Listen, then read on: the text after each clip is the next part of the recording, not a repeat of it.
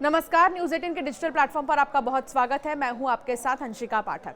सावन का महीना चल रहा है। कांवड़ यात्रा को लेकर इस बार उत्तर प्रदेश पुलिस बेहद सख्त रुख अपना रही है।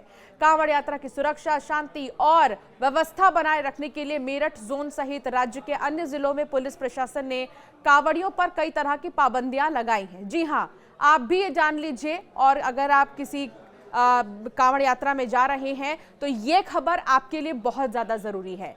कांवड़िये यात्रा के दौरान त्रिशूल, हॉकी स्टिक, डंडा या कोई भी प्रतीकात्मक या असली हथियार लेकर नहीं चल सकेंगे। ध्यान से सुनिए, किसी भी तरीके का जो हथियार है, असली हथियार या प्रतीकात्मक कोई भी हथियार, वो आप कांवड़ियों को लेकर कांवड़ यात्रा पर नहीं निकलना है। त्रिशूल, हॉकी स्टिक, डंडा या कोई भी हथियार लेकर अब कांवड़िये नहीं चल सकेंगे। ये फैसला मेरठ, मुजफ्फरनगर, शामली, सहारनपुर, बुलंदशहर, हापुड़ और बागपत जैसे उन जिलों में लागू किया गया है जहां हर साल लाखों की संख्या में कांवड़िये यात्रा करते हैं। ये फैसला हाल के वर्षों में कांवड़ यात्रा के दौरान हुई कई हिंसक घटनाओं को देखते हुए लिया गया। पिछले कुछ समय से ये देखा गया है कि कुछ कांवड़िये यात्रा को धार्मिक आस्था की बजाय शक्ति प्रदर्शन और हुड़दंग का माध्यम बना देते हैं। कई जगहों पर डीजे बजाकर सड़कों पर उत्पात मचाना, लोगों से झगड़ा करना, संपत्ति को नुकसान पहुंचाना आम हो गया है। उत्तराखंड और उत्तर प्रदेश में इस साल भी कांवड़ियों द्वारा उत्पात मचाने की कई घटनाएं सामने आई, जिनमें से कुछ में आम नागरिकों को चोट आई है। पुलिस को मजबूर होकर यात्रा मार्गों पर अतिरिक्त फोर्स तैनात करनी पड़ी है। एडीजी मेरठ का सख्त संदेश है कि मेरठ जोन के एडीजी भानु भास्कर ने कहा कि राज्य सरकार ने स्पष्ट निर्देश दिए हैं कि कोई भी कांवड़िया प्रतीकात्मक रूप से भी हथियार लेकर यात्रा नहीं करेगा। उन्होंने कहा, चाहे वो त्रिशूल हो, डंडा हो, हॉकी स्टिक हो या कोई भी अन्य हथियारनुमा वस्तु हो, इन सब पर पूरी तरह से बैन रहेगा। नियमों का उल्लंघन करने वालों के खिलाफ बड़ी कार्रवाई की जाएगी, कड़ी कार्रवाई की जाएगी और उन पर एफआईआर भी दर्ज हो जाएगी। बिना साइलेंसर के बाइक पर भी रोक है। पुलिस ने न केवल हथियारों पर प्रतिबंध लगाया है, बल्कि बिना साइलेंसर वाली मोटरसाइकिलों पर भी रोक लगाई गई है।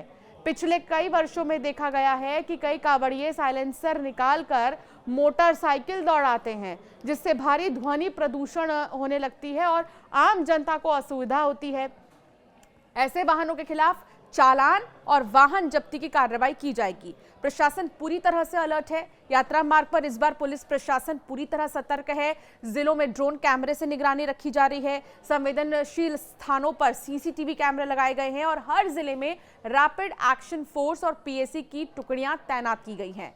स्थानीय प्रशासन ने कांवड़ यात्रा आयोजकों और शिव भक्तों से भी अपील की है कि शांतिपूर्वक यात्रा करें, किसी भी प्रकार के नियम उल्लंघन से बचें और प्रशासन का सहयोग करें। इस बीच एक बहुत खूबसूरत तस्वीर बागपत से सामने आई है, जहां शिव भक्तों पर पुष्प वर्षा की गई है हेलीकॉप्टर के जरिए। यहां पर जितने भी शिव भक्त जा रहे हैं जल लाने के लिए, उन पर जो है पुष्प वर्षा की गई है और अलग अलग जिलों से ऐसी कई तस्वीरें सामने आ रही हैं जहां शिव भक्तों पर पुष्प वर्षा की जा रही है। ये कुछ ऐसे जिले हैं, मुजफ्फरनगर, बागपत और बुलंदशहर, मेरठ, जहां से लाखों श्रद्धालु, गाजियाबाद से भी लाखों श्रद्धालु जो हैं कई लीटर पानी लेकर जो है जल जो लेकर है आते हैं और शिव मंदिरों में चढ़ाते हैं सावन के इस पावन महीने में।